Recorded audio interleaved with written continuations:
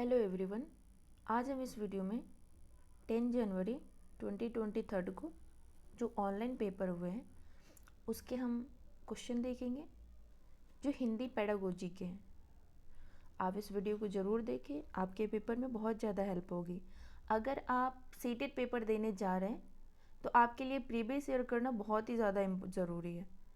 अगर आप सिर्फ प्रीवियस ईयर करके चले जाते हैं, आपको सीटेड पास होने से कोई नहीं रोक सकता, क्योंकि अभी जो हम सीरीज चला रहे हैं ऑफलाइन वाले तो लगभग हमने सारे करवा दिए हैं और ऑनलाइन वाले जो भी पेपर है उसके चल रहे हैं। तो अगर आप इन सारे वीडियो को देख लेते हैं और आपको एक आइडिया लग जाएगा, क्योंकि सीटेड जो है वो एक क्वालिफाइंग पेपर है जिसमें आपको सिर्फ किसी से कोई कंपटीशन नहीं है, आपको सिर्फ 90 मार्क्स लाने हैं और पेपर पास करने हैं। तो आप प्रीवियस ईयर ज़रूर करें ताकि आप फर्स्ट अटैम्प्ट में ही आप पेपर पास कर लें। इस वीडियो को ज़रूर आप लाइक करें, शेयर करें और चैनल को सब्सक्राइब करें ताकि आने वाला नोटिफिकेशन आपको मिल जाए। तो चलिए क्वेश्चन नंबर फर्स्ट देखते हैं। ये कह रहा है, जब बच्चे घर और समुदाय से अलग अलग भाषा अनुभवों के साथ विद्यालय में प्रवेश लेते हैं तो शिक्षक को विद्यालय में, पहला ऑप्शन है, उनकी गृह भाषा की उपेक्षा करनी चाहिए। दूसरा कह रहा है अनुदेशन की भाषा पर ध्यान केंद्रित करना चाहिए। तीसरा कह रहा है उनकी गृह भाषा का प्रयोग करना चाहिए। चौथा कह रहा है उनसे विद्यालय में घर की भाषा का प्रयोग नहीं करने के लिए कहना चाहिए। तो बताएं क्वेश्चन नंबर फर्स्ट का सही आंसर क्या होगा।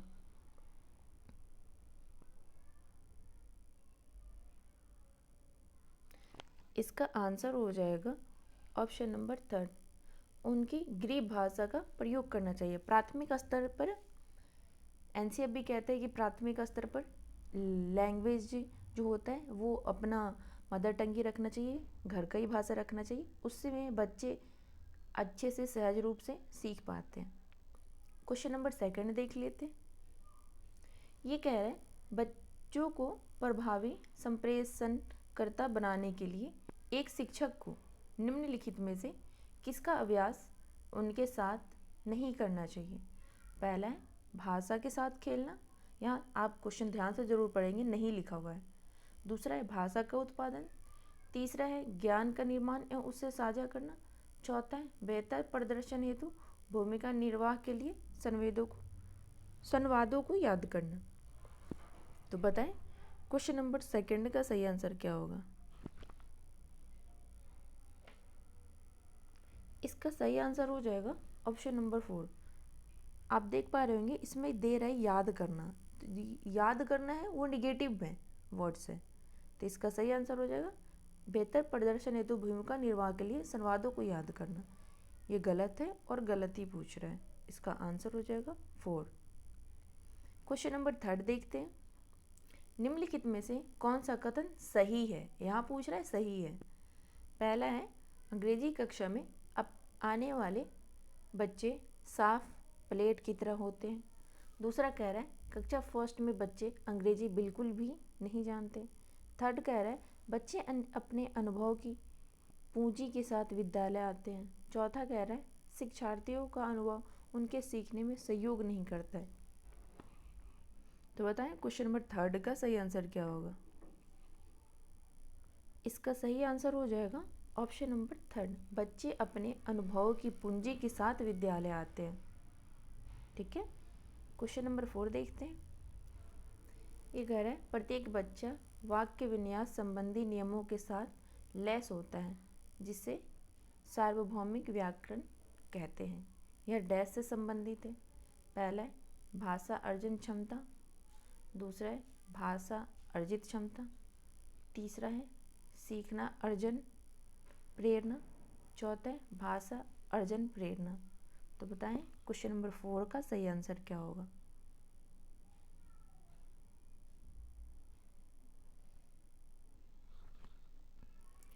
इसका सही आंसर हो जाएगा भाषा अर्जन क्षमता। क्वेश्चन नंबर 5 देखते हैं। ये कह रहा है नए शब्द पढ़ने के लिए अक्षरों को उनकी ध्वनि से संयोजित करना डैश कहलाता है। पहला है शब्द संरचना, दूसरा है शब्द पहचान, तीसरा है स्वनिमिक जागरूकता, चौथा है पठन अवबोधन। तो बताएं क्वेश्चन नंबर 5 का सही आंसर क्या होगा।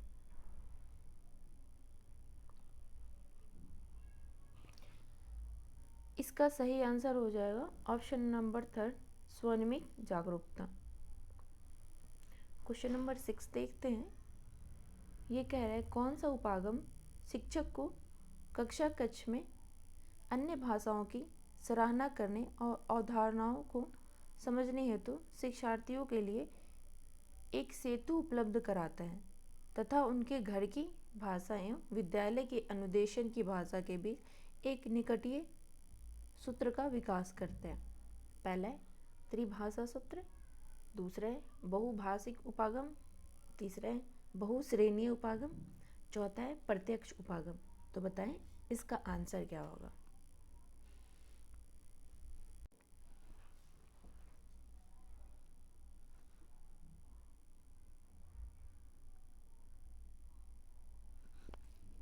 इसका सही आंसर हो जाएगा ऑप्शन नंबर 2 बहुभाषिक उपागम। क्वेश्चन नंबर 7 देखते हैं। ये कह रहा है निम्नलिखित में से कौन सा कथन सही नहीं है। पहला है बोलना सुनने के बाद का दूसरा चरण है। आप ध्यान से पढ़ेंगे या नहीं पूछ रहे हैं। दूसरा कह रहा है लेखन कौशल को बोलने के कौशल से पहले विकसित किया जाना करना चाहिए। थर्ड कह रहे हैं सुनने की अभ्यास के बाद बोलने का अभ्यास होना चाहिए। चौथा कह रहे हैं भाषा कौशल का अभ्यास एकीकृत रूप से होना चाहिए। तो बताएं क्वेश्चन नंबर 7 का सही आंसर क्या होगा।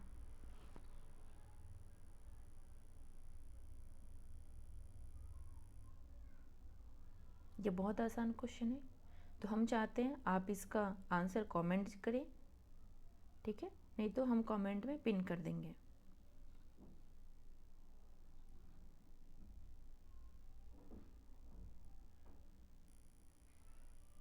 क्वेश्चन नंबर 8 देखते हैं। एक बच्चे द्वारा उनके दोस्तों के साथ प्रयुक्त भाषा उसके शिक्षकों के साथ प्रयुक्त भाषा से भिन्न होती है। इस तरह से वह अपनी माँ के साथ भोजन आदि के लिए अलग तरीके से बोलता है। भाषा का कौन सा पक्ष अपनी भूमिका निभाता है। पहला है परिवेशीय पक्ष, दूसरा है मनोवैज्ञानिक पक्ष, तीसरा है अनौपचारिक पक्ष, चौथा है सामाजिक पक्ष। तो बताएं क्वेश्चन नंबर 8 का सही आंसर क्या होगा। क्वेश्चन नंबर 8 का सही आंसर हो जाएगा ऑप्शन नंबर 4 सामाजिक पक्ष। क्वेश्चन नंबर 9 देखते हैं। एक शिक्षिका पहले अपने शिक्षार्थियों को काल के नियम स्पष्ट करती है, फिर उसके बाद उन्हें वर्तमान काल, भूतकाल, भविष्यकाल पर आधारित वाक्य बनाने के लिए कहती है। वह डैश का अनुमान कर रही है। पहला है निगमन उपागम, दूसरा है आगमन उपागम, तीसरा है स्थिति परक उपागम, चौथा है संरचनात्मक उपागम। तो आप बताएं इसका आंसर क्या होगा। इसका सही आंसर हो जाएगा ऑप्शन नंबर 1 निगमन उपागम। क्वेश्चन नंबर 10 देखते हैं। भाषा समृद्ध परिवेश एक ऐसे परिवेश की ओर संकेत करता है जो बच्चे को डैश के अवसर उपलब्ध कराता है। पहला है देखने, ध्यान देने और भाषा का प्रयोग करने, दूसरा है भाषा ह्रास से उबरने, तीसरा है उन वाक्यों का निर्माण करने के जो उसने पहले कभी नहीं सुने, चौथा है कक्षा कक्ष में पढ़े जाकर सीखने। तो बताएं क्वेश्चन नंबर 10 का सही आंसर क्या होगा।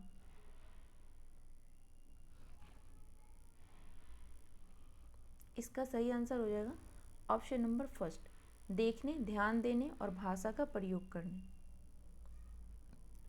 क्वेश्चन नंबर 11 देखते हैं। निम्नलिखित में से कौन सा कथन सत्य नहीं है। पहला ऑप्शन है आप जब भी पेपर देंगे ना तो जहाँ नहीं है वहाँ पे अंडरलाइन कर लेंगे, टिक लगा लेंगे ताकि आपको आंसर करते वक्त ईजी हो। पहला ऑप्शन कह रहा है आकलन बच्चे की खूबियों, आवश्यकताओं, रुचियों, प्राथमिकताओं की पहचान करने में मदद करता है। दूसरा कह रहा है आकलन बच्चे के निष्पादन की संभावनाओं को बढ़ाता है और मध्यवर्तन के माध्यम से आधारभूत सहयोग प्रदान करता है। थर्ड कह रहे हैं आकलन शिक्षार्थियों के निष्पादन का कक्षा में परस्पर एक दूसरे के साथ तुलना करने में मदद करता है। फोर्थ कह रहे हैं आकलन सीखने संबंधी रिक्तियों और सीखने संबंधी कठिनाइयों की शुरुआती पहचान करने में मदद करता है। तो बताएं इसका आंसर क्या होगा। इसका सही आंसर हो जाएगा ऑप्शन नंबर थर्ड, आकलन शिक्षार्थियों के निष्पादन का कक्षा में परस्पर एक दूसरे के साथ तुलना करने में मदद करता है। यहाँ नहीं पूछ रहा है और हमें नहीं बताना है। क्वेश्चन नंबर 12 देख लेते। निम्नलिखित में से कौन सा संप्रेषण परक भाषा शिक्षण पद्धति के बारे में सत्य नहीं है। पहला है यह शिक्षार्थियों को जीवन की वास्तविक स्थितियों का सामना करने के लिए बढ़ावा देती है। दूसरा कह रहा है वर्तनी एवं व्याकरणिक त्रुटियों को कम करने पर केंद्रित है। थर्ड कह रहा है यह शिक्षार्थियों को अर्थपूर्ण एवं प्रामाणिक संप्रेषण परक क्रियाकलापों के लिए तैयार करती है। फोर्थ कह रहा है यह लक्ष्य भाषा में अर्थपूर्ण तरीके से संप्रेषण करने हेतु भाषा प्रयोग पर बल देती है। तो बताएं 12 का आंसर क्या होगा।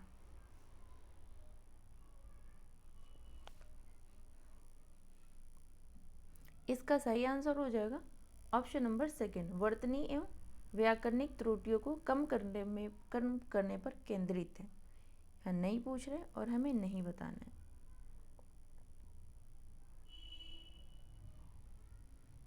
क्वेश्चन नंबर 13 देख लेते हैं। ये कह रहा है एक शिक्षक शिक्षार्थियों के मौखिक अभिव्यक्ति के विकास के समय उनसे कहते हैं कि हमें बोलते समय कुछ महत्वपूर्ण कारक रखने चाहिए। जब हम किसी से बोलते हैं तो हमारे शब्दों के चयन को प्रभावित करने वाले कारक हैं। पहला है संदर्भ, दूसरा है वातावरण, तीसरा है वह व्यक्ति जिससे हम बोल रहे हैं, चौथा है अभिप्रेरणा। तो बताएं इसका आंसर क्या होगा।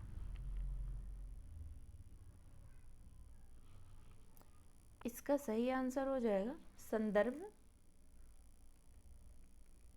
एक व्यक्ति जिससे हम बोल रहे हैं,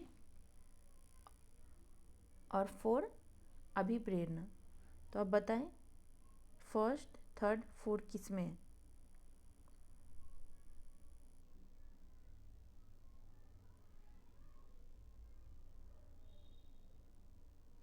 इसका सही आंसर हो जाएगा option number second, first, third और 4। संदर्भ, एक व्यक्ति जिसे हम बोल रहे हैं, अभिप्रेरणा।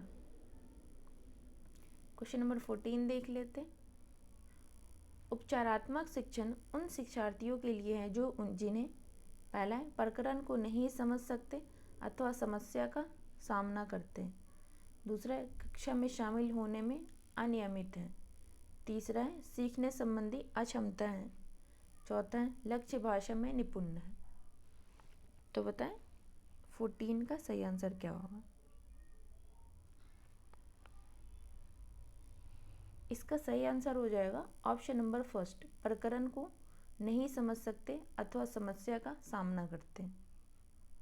क्वेश्चन नंबर 15 देखते हैं। ये कह रहा है अगर आपकी कक्षा में एक शिक्षार्थी दृष्टिबाधित दिव्यांग है तो भाषा शिक्षक के रूप में आप क्या करेंगे। पहला है बच्चे का काम करते हुए उसे सहयोग प्रदान करेंगे। दूसरा है पाठ्य वस्तु को सुनने और पढ़ने के लिए ब्रेल किताब और श्रव्य सहायता उपलब्ध कराएगी। तीसरा कह रहा है उसकी मदद करने के लिए समवयस्क समूह को अधिकतम अवसर देंगे। चौथा कह रहा है उसके काम को पूरा करने के लिए उसके माता पिता की जिम्मेदारी निर्धारित की जाएगी। तो बताइए 15 का सही आंसर क्या होगा। इसका सही आंसर हो जाएगा ऑप्शन नंबर सेकंड, पाठ्य वस्तु को सुनने और पढ़ने के लिए ब्रेल किताब और श्रव्य सहायता उपलब्ध कराएंगे। तो लैंग्वेज फर्स्ट का 15 मार्क्स का हमने देख लिया। अब हम चलते हैं लैंग्वेज सेकेंड में। लैंग्वेज सेकेंड में फिर से क्वेश्चन नंबर फर्स्ट से स्टार्ट हो जाएगा। क्वेश्चन नंबर फर्स्ट कह रहा है, एक बहुभाषिक कक्षा वह है जहाँ पहला है शिक्षार्थी प्रथम भाषा के वैविध्य रूप बोलते हैं। दूसरा है शिक्षक शिक्षार्थियों की भाषा जानते हैं। तीसरा है शिक्षार्थियों को उनके भाषाओं में पढ़ाया जाता है। चौथा है प्रत्येक शिक्षार्थी 2 भाषाओं से अधिक भाषाएं जानता है। तो बताएं फर्स्ट का सही आंसर क्या होगा।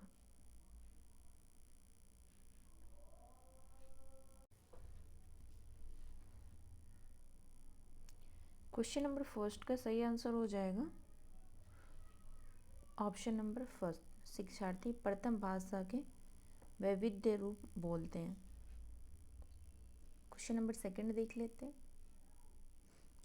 शिक्षार्थी व्याकरणिक अवधारणाओं को धीरे धीरे और बार बार सीख रहे हैं। एक ही बार सभी व्याकरणिक नियम में निपुणता प्राप्त करने की कोशिश करने की बजाय समय के साथ अवधारणा को मजबूत कर रहे हैं। ऐसा सीखना है। पहला है पारिस्थिति परक सीखना। दूसरा कह रहा है सर्पिल स्पायरल सीखना। थर्ड कह रहा है संरचनात्मक सीखना। फोर्थ कह रहा है स्थानिक सीखना। तो बताएं इसका आंसर क्या होगा। इसका सही आंसर हो जाएगा ऑप्शन नंबर सेकंड, सर्पिल स्पायरल सीखना। क्वेश्चन नंबर थर्ड देख लेते हैं। पाठ्य वस्तु को समझने और उसमें से सूचनाएं निकालने, साथ ही साथ पाठ्य वस्तु का निर्वाचन करने संबंधी शिक्षार्थियों की दक्षता है। पहला है पठन प्रवाह, दूसरा है डिकोडिंग, तीसरा है सूत्रलेख, चौथा है पठन अवबोधन। तो बताएं इसका आंसर क्या होगा। इसका सही आंसर हो जाएगा ऑप्शन नंबर 4, पठन अवबोधन। क्वेश्चन नंबर 4 देखते हैं।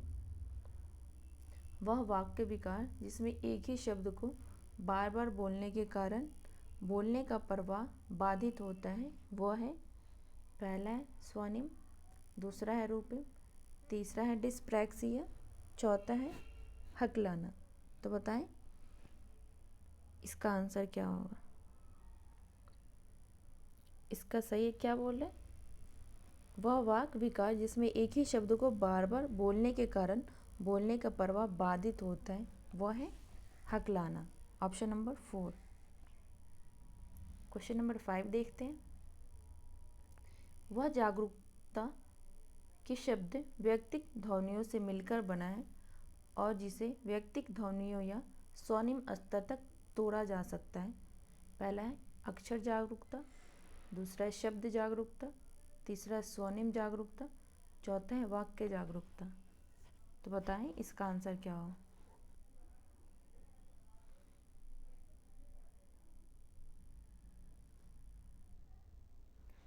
इसका आंसर हो जाएगा ऑप्शन नंबर 3, स्वनिम जागरूकता। क्वेश्चन नंबर 6 देखते हैं। निम्नलिखित में से कौन सा गहन पठन के साथ जुड़ा हुआ है।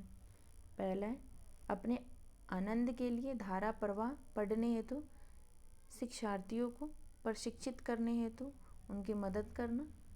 दूसरा कह रहा है वह पूरक पठन है जो लिखित सामग्री को डिकोडिंग के साथ संबंधित है।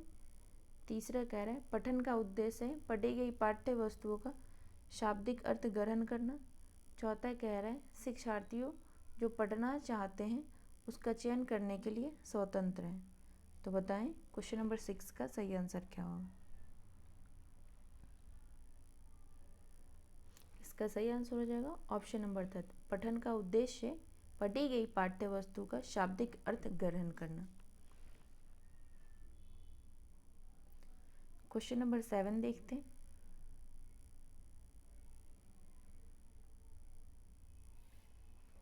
ये कह रहा है कौन सी पद्धति यह विश्वास करती है कि वाक्य रूप विषय वस्तु से अधिक महत्वपूर्ण है। पहला है संप्रेषण परक भाषा शिक्षण पद्धति, दूसरा है व्याकरण अनुवाद पद्धति, तीसरा है संरचनात्मक उपागम, चौथा है रचनावादी उपागम। तो बताएं इसका आंसर क्या होगा। इसका सही आंसर हो जाएगा व्याकरण अनुवाद विधि।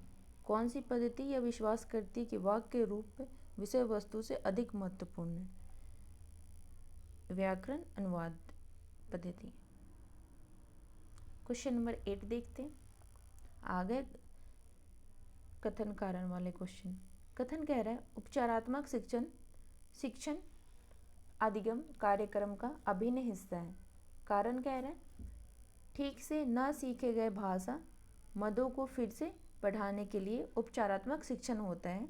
निम्नलिखित में से उत्तर का चयन कीजिए और बताइए इसका आंसर।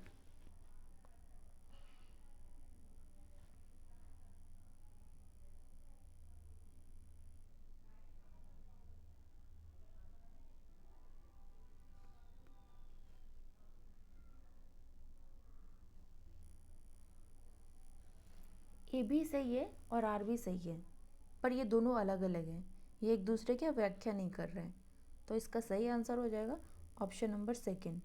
ए और आर दोनों सत्य हैं, लेकिन आर ए की सही व्याख्या नहीं है। क्वेश्चन नंबर 9 देखते हैं।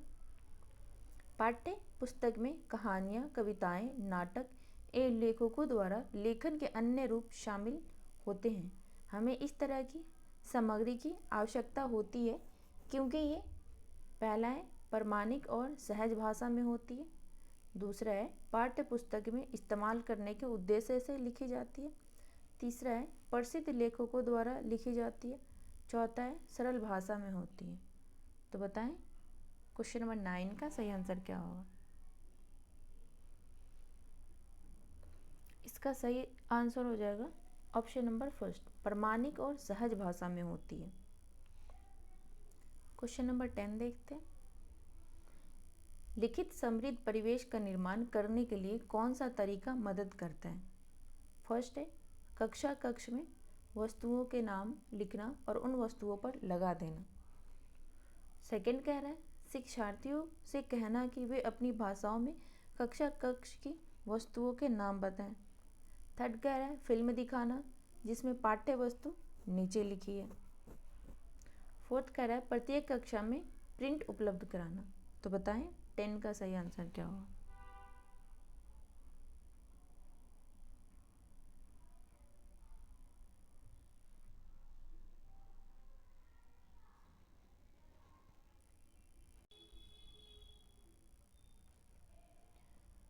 इसका सही आंसर हो जाएगा ऑप्शन नंबर फर्स्ट, कक्ष में वस्तुओं के नाम लिखना और उन वस्तुओं पर लगा देना।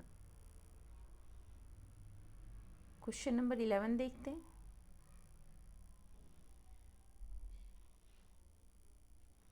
कक्षा थर्ड की शिक्षिका अंशु अपनी भाषा कक्षा में देखो और बताओ गतिविधि के लिए कुछ वस्तुएं लाती है। भाषा शिक्षण अधिगम में ये वस्तुएं किस नाम से जानी जाती है? पहला है देखो और बताओ सामग्री, दूसरा है वास्तविक वस्तुएं, तीसरा है भाषा सामग्री, चौथा है स्मृति सहायक।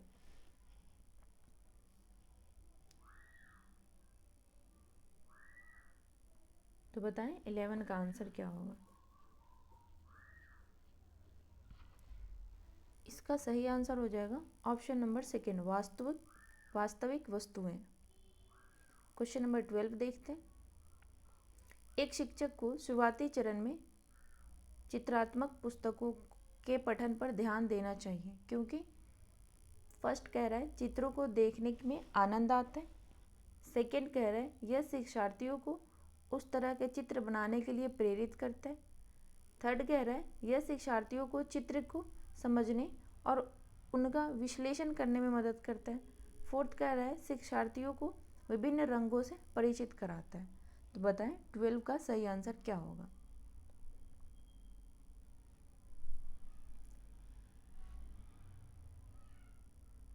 इसका सही आंसर हो जाएगा ऑप्शन नंबर थर्ड, यह शिक्षार्थियों को चित्र को समझने और उनका विश्लेषण करने में मदद करता है। क्वेश्चन नंबर 13 देख लेते हैं। एक शिक्षिका बच्चे के काम को एक फोल्डर में डालती है जैसे लेखन के नमूने, चित्र, कहानियाँ आदि और उन्हें आकलन के लिए इस्तेमाल करती है। यह है पहला है उपाख्यानात्मक रिकॉर्ड, दूसरा है पोर्टफोलियो, तीसरा है अवलोकन परक उपागम, चौथा है पाठ्यचर्या की मैपिंग मानचित्र। तो बताएं 13 का आंसर क्या होगा।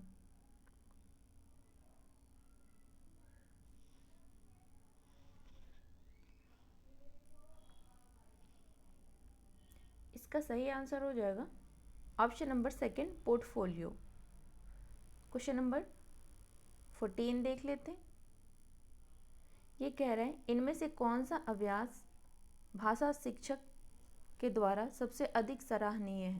पहला है यह सुनिश्चित करना कि उनकी कक्षा के सभी शिक्षार्थी स्वीकृत और अहम अनुभूत करें, चाहे वे किसी भी भाषिक, सामाजिक और सांस्कृतिक पृष्ठभूमि से आए।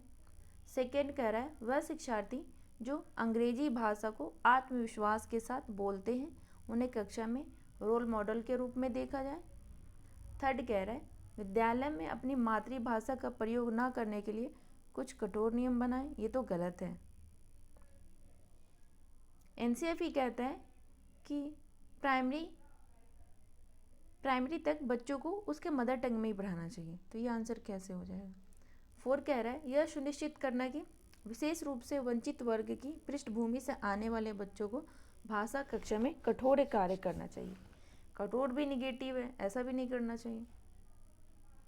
तो आपका 4 गलत है और थर्ड भी गलत है। तो आपके पास अब 2 ही ऑप्शन है। आप बताएं इसका आंसर क्या होगा। इसका सही आंसर हो जाएगा ऑप्शन नंबर फर्स्ट, यह सुनिश्चित करना कि उनकी कक्षा में सभी शिक्षार्थी स्वीकृत और अहम अनुभूत करें, चाहे वे किसी भी भाषिक, सामाजिक और सांस्कृतिक पृष्ठभूमि से आए हैं। आज का लास्ट क्वेश्चन, ऐसे तो ये क्वेश्चन नंबर 15 है, पर इस वीडियो का लास्ट क्वेश्चन 30 है। ये क्वेश्चन नंबर 30 हो जाएगा, क्योंकि हमने 2 सेट करे हैं और दोनों के 15-15 क्वेश्चन करे हैं। 15 कह रहा है निम्नलिखित में से कौन सा ऊर्ध्वगामी उपागम पर आधारित है। पहला है कविता, कहानी से भाषा सीखना शुरू करना और फिर अक्ष पर आना। दूसरा कह रहा है ध्वनि से शब्द, पद्य, उपवाक्य आदि की तरफ जाते हुए संदेशों को डिकोड करना। थर्ड कह रहा है भाषा का अर्थ समझने के लिए शिक्षार्थी अपने पूर्व ज्ञान का प्रयोग करता है। फोर्थ कह रहा है शिक्षक समग्र भाषा उपागम पर ध्यान देता है। तो बताएं 15 का सही आंसर क्या होगा। इसका सही आंसर हो जाएगा ऑप्शन नंबर सेकंड, ध्वनि से शब्द, पद्य, उपवाक्य आदि की तरफ जाते हुए संदेशों को डिकोड करना। तो आज हमने इस वीडियो में हिंदी पेडागोजी के 30 क्वेश्चन करे हैं। आप इस वीडियो को ज़रूर देखें, ये आपके पेपर में बहुत ज़्यादा हेल्प करेंगे। इस वीडियो को लाइक करें, इस वीडियो को शेयर करें, इस चैनल को सब्सक्राइब करें। Thank you.